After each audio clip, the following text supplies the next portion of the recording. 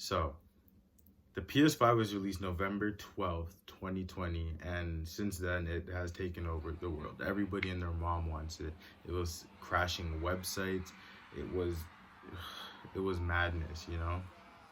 Everybody wanted this PS5.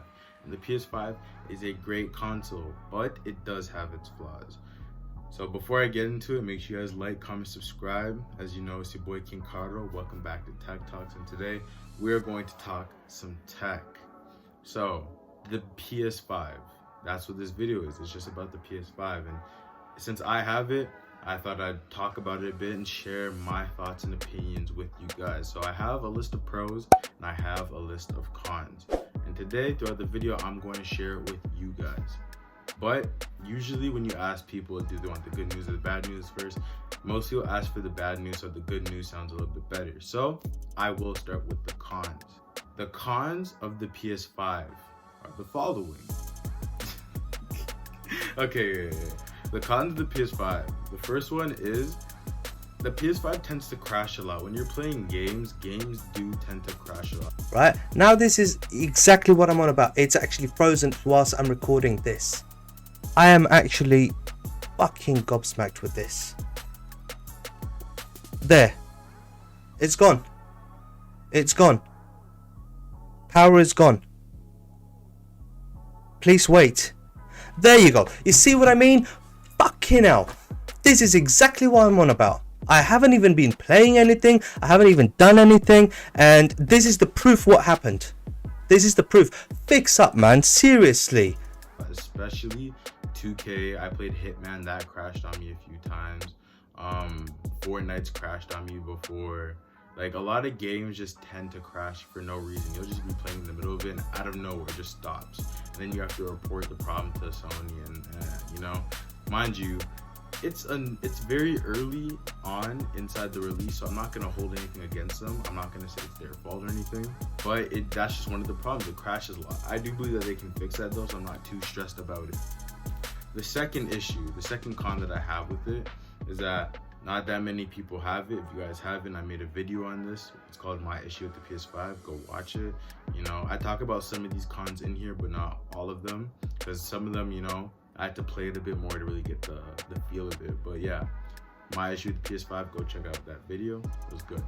The third issue that I have with the PS5, the third con, I'd say, is the lack of games. You know, there's not that many games, and I often find myself, along with my friends, we play a lot of PS4 games because there's not that many PS5 games. The ones that are out were relatively short, like Hitman, very short, Miles Morales, very short. I never played Assassin's Creed, and 2K, when you play that, either lags or crashes, or it's just not fun because, I mean, 2K, right now, there's no skill gap. Anybody can be good, anybody can shoot everybody, and anybody can do anything in that game. And it's not fun anymore. 2K is not fun.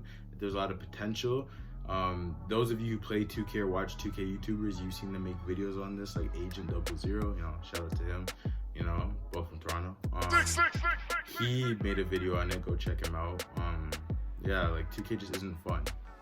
And I don't play FIFA, I don't really play Madden, and like games, like they're not that fun. So like I often find myself playing PS4 games because, I mean, those don't really crash. They don't really use the adaptive. They don't use the PS5 features, but at least they don't crash. And it's what we have for now. We don't have a lot of games yet because this console is very early, you know? So that is definitely a con of the console. So when you get it, be prepared to find yourself playing a lot of PS4 games. The fourth issue that I have with the PS5 is that it literally takes up a lot of space. It's a very big console. For some people, that's not a problem. Like for me and how I have my setup, it's not really a problem because I keep it standing up. Some people have it on its side. Some people lay it down, some people have it standing up. I, for one, have it standing up. It takes up less space that way for me, and it just works for my setup better. But either or is cool depending on your setup. But yeah, that is definitely a con. It takes up a lot of space. It is like, it's way bigger than the PS4, you know? So it's like, if your PS4 barely fit in the area, then don't expect your PS5 to. Really don't. So create some space ahead of time for when you get the PS5. That way, you know, you don't have to figure out where you're gonna put it and stuff. You know, it just makes life a lot easier. The fifth con is that the controllers are expensive. PS4 controllers are only 75 to 80 bucks.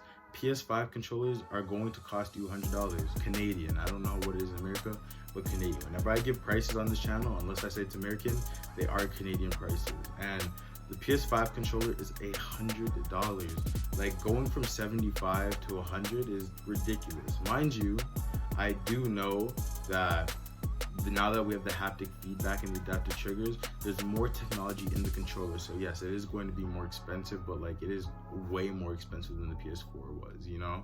Like, controllers are ridiculous. Like, before, you'd buy a controller because you're like, you know what, it's a little bit cheaper than a game when you had the PS4, but now it's like, damn, do I want a new game or do I need a new controller?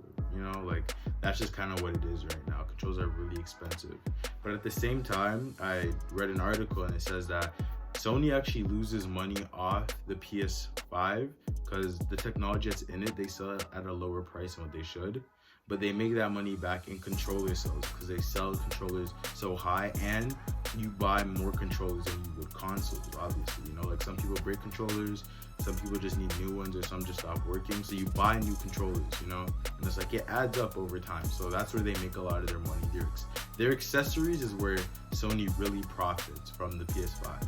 My sixth issue with the PS5 is that games are a lot more expensive. Like 2K, Call of Duty, those are like $80, $90 games when most games used to be like $80. And if you bought them at the PlayStation Store, there was no tax, which is where I bought most of my games.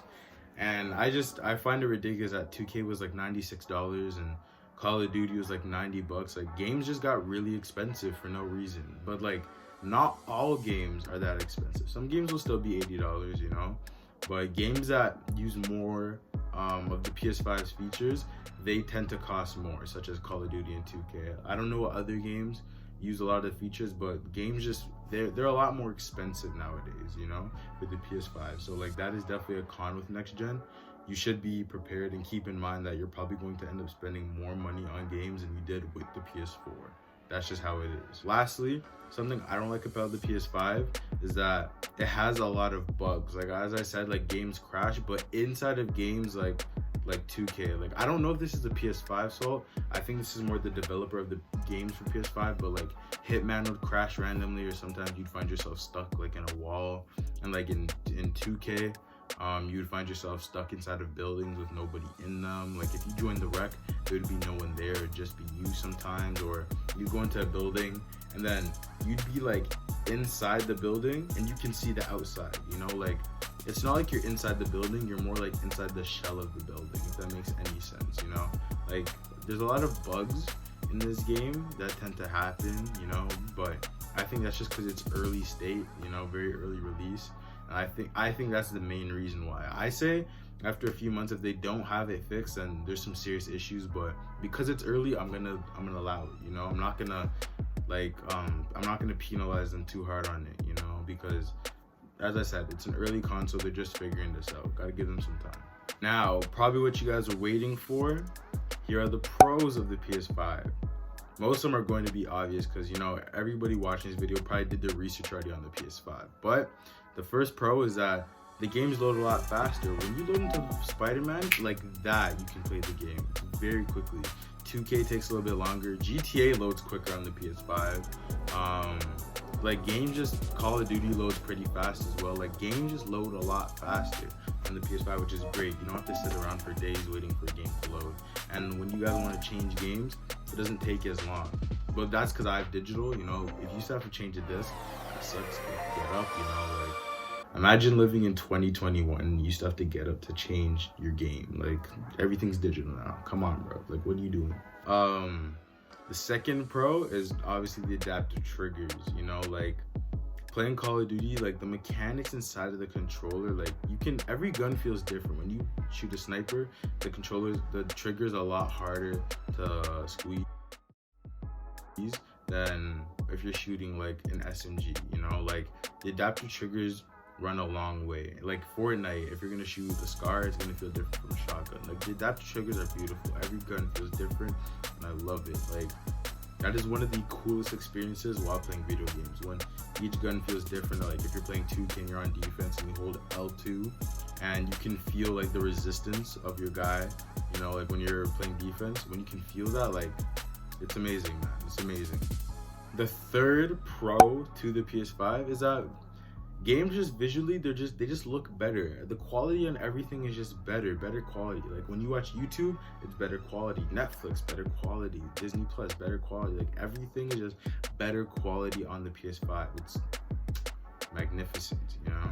The fourth pro to the PS5 is that it comes with more console storage. Like the startup storage, like when you first get it, you have more storage than you did on the PS4. You only had like 500 gigabytes if you got the PS4, and when you get the PS5, you have a terabyte, but realistically it's like 800 gigabytes, which is still better. More games for you to download on your storage and more saved data, more video clips, you know. Those are definitely great. The fifth pro of the PS5 for me is there's better vibration quality on the controller. You know, it kind of fits into the adaptive triggers, but at the same time it doesn't. Like you feel vibrations a lot more, and they're a lot smoother and better, and like they feel like they correlate with the game a lot more. You know, like you didn't get that many vibrations on the PS4 controller, but with this one you definitely do. It's great for me. So for number 6, the performance is just better on the PS5. You know, like as expected though, this is next gen, so you expect the performance to be better, but like I'm saying this and you expect it, but when you play it, like trust me, the performance of games and how the console operates is just a lot better. You know, it's a lot better, and you really appreciate it, especially if you play the PS5 and then go back to the PS4, you're really going to appreciate the PS5's performance. And for the 7th pros, it's going to be that the controller battery lasts a lot longer. You don't have to charge controllers every so often, like in the middle of a game it's going to die on you. Like that doesn't really happen. Like you can game for a while on the PS5 controller without it dying. Like it's really good, and I'm impressed because they added more features, so it's going to use a lot more battery life, but they figured out a way to get it to balance out, and somehow, not even balance out, they figured out a way to get it to be better than the PS4 controller battery, you know, and it's great. Good on Sony. Well, yeah, that's gonna do it for today's video. I hope you guys enjoyed my video on the PS5.